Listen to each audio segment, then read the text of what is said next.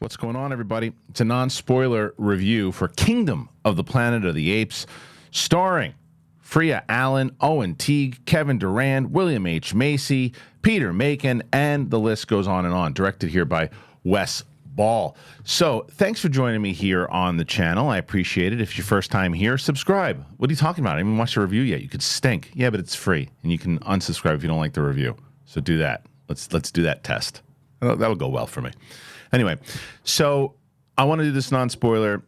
This is for you guys to hear my opinion on the latest Apes movie. Now, if you don't know, this movie is a continuation of the Andy Serkis movies that came out. I think the first one was like 2011, which was Rise of the Planet of the Apes, a movie I absolutely loved. I loved the whole trilogy, and I thought it was a great trilogy, and I was like, oh, they're going to do more? I'm interested to see how. And they set it up generations later, is what they say. And this is still, they don't ignore Caesar. Caesar is mentioned, his teachings, and that's what I liked about it. It was kind of like they use this because both sides of what the apes are doing right now use Caesar's teachings. The question is, who uses it the right way? Who uses it the wrong way? And it's really, the story is about Noah. So he's part of this village that they train these birds, and they're the bird people, or the bird apes, I should say. And Noah's, he's got a lot of spirit to him. He's got a lot of heart. He's got a lot of potential. And he's with his friends, and he just wants to be in favor with his pops. And then shit goes down. That's what I'll tell you. Shit goes down. And of course, there's a human involved in it. What does the human bring to it? And they start to build on the lore. Even more so, and they have to, because that's the question you're going to do going into this thing. You're going to say, well, wait, they set up this whole entire thing about how the apes kind of rose to power. Now, if this is generations later, how are they going to get me interested? And I think they do a great job because, well, Caesar's not in this one. He's been dead for however many years. Am I going to care about this character? And the answer is yes, you do, because I'll tell you that Owen Teague, who I liked since Bloodline, plays Noah, and he's so phenomenal. I think he's a standout. Peter Macon as Raka is a standout. And there's a lot. Kevin Durand, who I've always been a big fan of, think he should have played or should play Darth Bane if they ever do that, but who knows? Anyway, they are standouts. Now, Freya Allen, who I guess is in The Witcher, I've never seen, she's also very good. This is my only criticism of the film. It's not her performance. I think she's very good.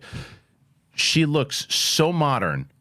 She looks made up, like she just stepped out of a photo shoot, in maybe a couple scratches on her face and dirt here and there. But and they do show like these dirty humans, because remember, humans are supposed to be like wild animals, and there's a reason for why she's definitely different. That's set up very well. But there's a couple times that some of the humans look so clean. I'm like, it takes me out of it a little bit. It's my biggest nitpick of this entire thing. This movie sets you up so well with lore, so well with characters. You're so invested from the start of it. It's a very emotional beginning, by the way. I'll tell you that without spoiling anything. I took a buddy, and even he was like, I was not prepared for that opening. I said, me either. But it was a great start to it. And then they set you up, and really, these are our new cast of characters. Enjoy. Now, what I will see, I guarantee you that I'll see this, and it's the same way that I saw things with Andor. I guarantee you, if you've come back and you've seen this movie, there might be someone who's going, I thought it was boring. There is a slow burn to this movie, but I think it's a necessity. I think it is a necessity to really get you what I just said, to invest in these new characters and learn more about them and learn their traits and learn their motives and learn everything about this world and what it's like now and the setup, to which I hope people go and see this movie, because I was so locked in. I want to see more of where this goes now. And will we lead back to a remake of the original movie? I don't know. But people will say, oh, I can see it already. I thought it was boring. And I was never bored, not once. But I did say, okay, this is a kind of a slower burn here to really introduce us to who this particular character is with Noah and what he's learning. But I think it all adds, and that's what really good writing does. It adds by the time that you get to that climax at the end, it's earned the why you care.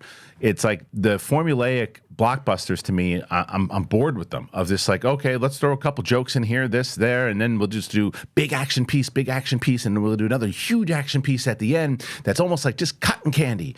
And it's why I like Godzilla -1 so much, because I cared about the characters. And this is like 90% apes and maybe 10% humans, maybe 85. But the human story is very important. It's very important.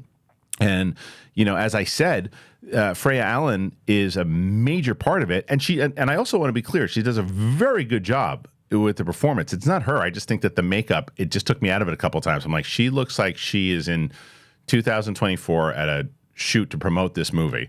She doesn't look like she's been running around dirty and cold at all. Why she wear makeup? But again, small gripe. This is and Peter Macon, to me, who plays Raka, steals the show. He the role that he plays, and again, I don't want to spoil it when you go and see it, but he plays Raka. But the role that he plays, it's very effective immediately, and it's such a good balance to Proximus Caesar's crew, who's again Kevin Durand plays, and it is a story of family. It's a story of acceptance. It's a story of idealism. It's all of these different things that are playing together. And I think Wes Ball does such a great job of picking up the ball where Matt Reeves and crew left off and just running with it and saying, I'm honoring everything they did in the past. And now here's my version of where we're going to go with this thing.